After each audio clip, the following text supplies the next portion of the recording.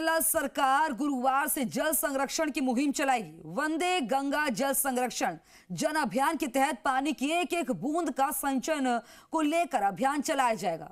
वर्षा जल संचयन को प्रोत्साहन, पौधारोपण, श्रमदान और जन जागृति जैसे कई कार्यक्रम आयोजित किए जाएंगे। सीएम भजनलाल शर्मा खुद जमवारामगढ़ में वंदे गंगा जल संरक्षण अभियान की शुरुआत करेंगे। कभी मोक्षदायिनी मानी जाने वाली बाणगंगा नदी और ऐतिहासिक रामगढ़ बांध अब वीरान पड़े हैं। ऐसे में सीएम के दौरे से नई उम्मीद बंधी है। देखिए रिपोर्ट में। सरकार की जल संरक्षण की मुहिम, कल से वंदे गंगा जल संरक्षण अभियान। क्या लौट पाएगा रामगढ़ बांध का अस्तित्व? जल संरक्षण के उद्देश्य के लिए गुरुवार से वंदे गंगा जल संरक्षण जन अभियान की शुरुआत होगी। सीएम भजनलाल शर्मा रामगढ़ बांध पर गोपालगढ़ गांव में श्रमदान करके अभियान का शुभारंभ करेंगे। विश्व पर्यावरण दिवस और गंगा दशहरा के मौके पर शुरू होने वाला अभियान 20 जून तक चलेगा। सीएम भजनलाल ने प्रदेशवासियों को सरकार की जल संरक्षण मुहिम में बढ़ चढ़कर हिस्सा लेने की अपील की है।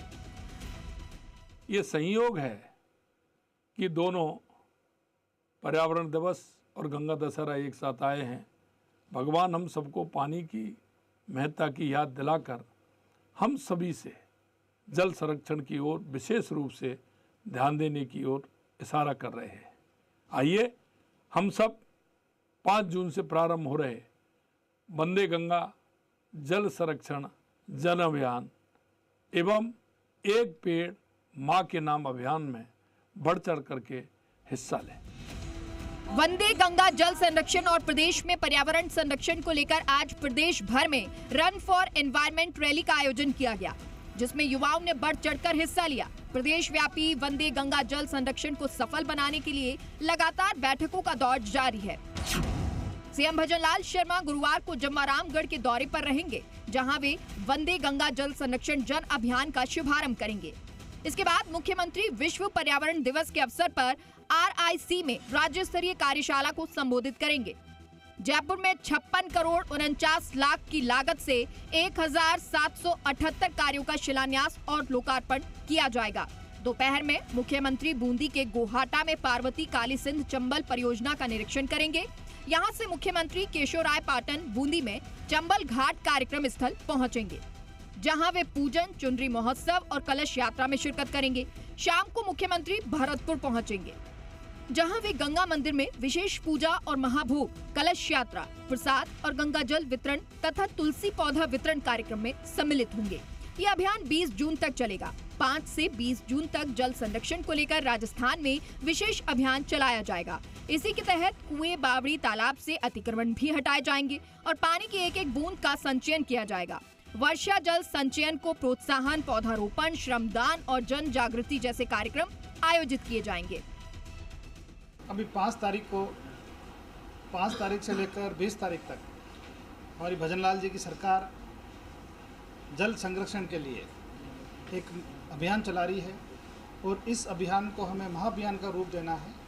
और इसी के निमित्त कल माननीय मुख्यमंत्री जी ने, प्रदेश अध्यक्ष जी ने, हम सभी विधायकों की, MPs की, हम सब की वीडियो कॉन्फ्रेंस से मीटिंग भी ली थी।